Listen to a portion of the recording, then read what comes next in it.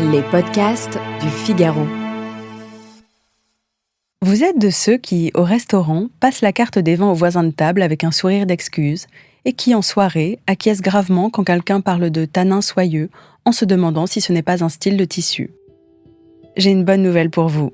Non seulement vous pouvez apprendre, mais il est possible de devenir un amateur tout à fait respectable sans diplôme, sans cours magistral et sans vider votre compte en banque.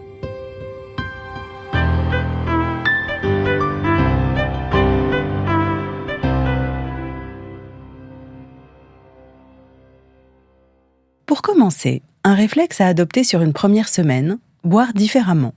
Pas plus, mais juste différemment.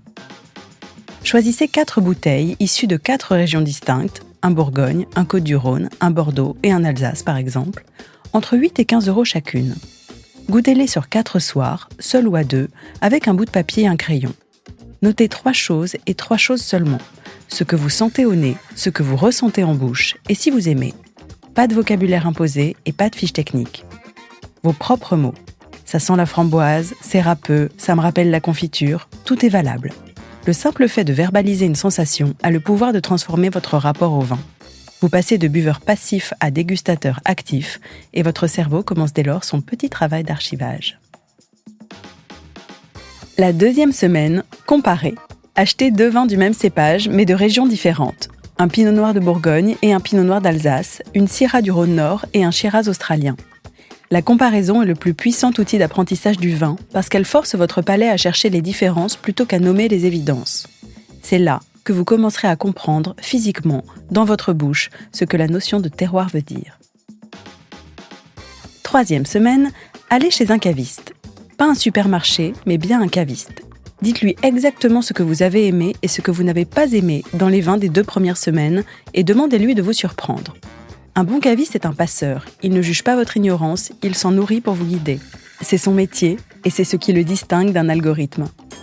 4e semaine, invitez vos meilleurs copains et ouvrez tout ce que vous avez appris à aimer.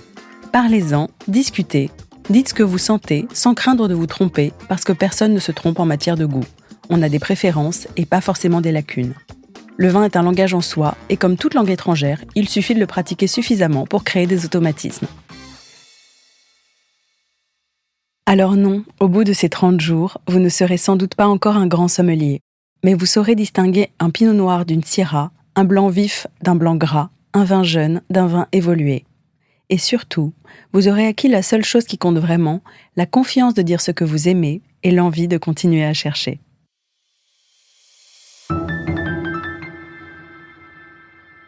Merci d'avoir écouté ce podcast. Je suis Alicia Doré, journaliste vin. Vous pouvez retrouver Parlons Vin sur Figaro Radio, le site du Figaro et toutes les plateformes d'écoute. Si vous avez aimé cet épisode, n'hésitez pas à vous abonner et à laisser votre avis. À bientôt!